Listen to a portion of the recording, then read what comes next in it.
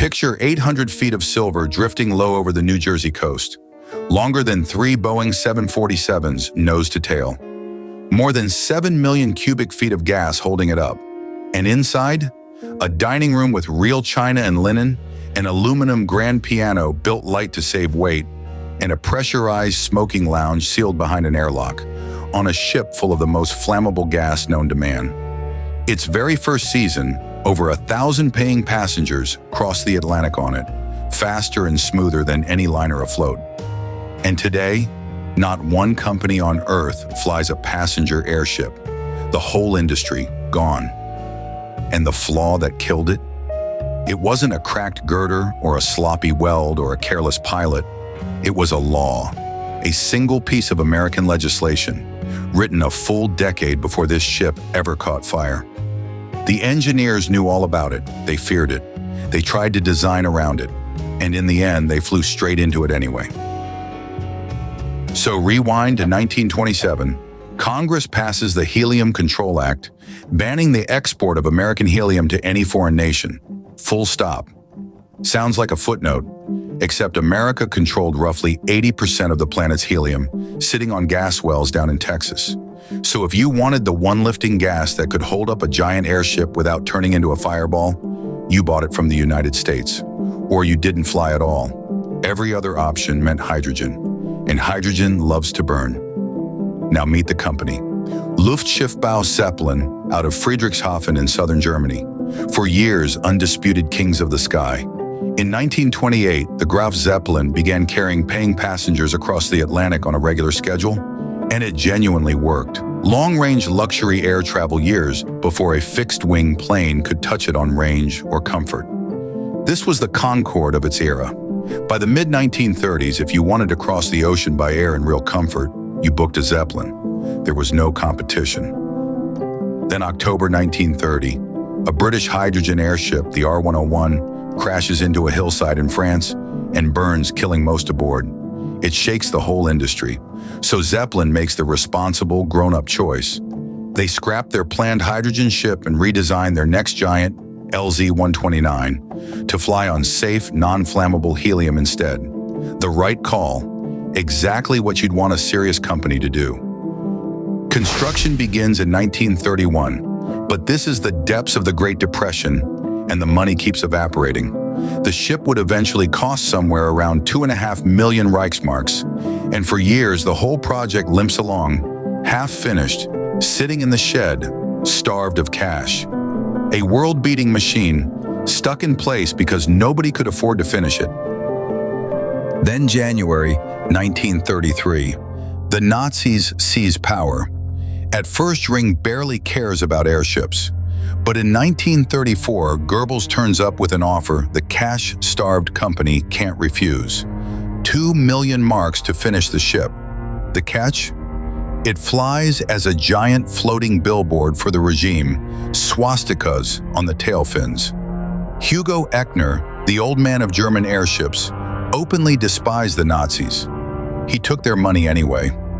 What real choice did he have? And here's the trap that had quietly snapped shut. Around 1935, Washington hands down its final answer. The ban is not lifting. Not for Germany, not for anyone, not for any price. So the airship built to be safe now had to be re-engineered around the one gas they were desperate to avoid: hydrogen. More than 7 million cubic feet of it, wrapped in fabric, floating over the Atlantic. So understand what the Hindenburg actually was. Not a tragedy waiting to happen by bad luck. A tragedy already signed, years earlier, in an American law no engineer in Germany could reach, repeal, or bribe around. The fuse was lit in 1927. The magnificent ship they finally floated just hadn't found its match yet. This is the part that gets me. The men in that design office weren't reckless. They were cornered. Every safe path had been closed by forces an ocean away. And even if the ban had lifted, helium ran 6 to 10 times pricier than hydrogen. For a company scraping to stay alive, the safe gas was punishing and the deadly gas was dirt cheap. So they bet the whole enterprise on the cheap one and prayed. One honest caveat: historians still argue about the exact spark that day. Static, a hydrogen leak, the flammable doped skin. We may never know the precise trigger, but the vulnerability underneath it all, never in doubt. And for a while, the bet looked brilliant. In 1936, the finished Hindenburg carried over 1,000 passengers on 10 scheduled round trips across the North Atlantic. It nearly broke even in its very first commercial season, remarkable for a machine this expensive. Reporters gushed. Crowds gathered at every landing. For a moment, the deadly gamble looked like the smartest bet in aviation. May 3, 1937, the Hindenburg lifts off from Frankfurt on the first Atlantic crossing of the new season. 3 days later, it's hanging over Lakehurst Naval Air Station in New Jersey, nosing toward the mooring mast in gusty, damp weather. Flight number 63. Routine by now, just another crossing, and then fire. In roughly 34 seconds, the entire 800-foot ship is gone, collapsing to the ground in a skeleton of glowing metal. 34 seconds. A radio reporter named Herbert Morrison, there for a routine landing, breaks down on air. Oh, the humanity. 36 people die that evening. It's the first aviation disaster ever caught on film and sound. And that changes everything about how the world remembers it. Of the 97 aboard, 62 somehow walked away alive. Most survived. But survival wasn't the story the world absorbed. The photographs, the newsreels, that voice cracking apart, the sky on fire traveled everywhere instantly, and it never left. Then the cruelest twist. After the whole world had watched it burn, the United States still refused to sell helium to Germany. In July 1937, the sister ship Graf Zeppelin was quietly pulled from passenger service for good. The one fix that could have rescued the industry stayed locked behind that 1927 law, even with the wreckage barely cold.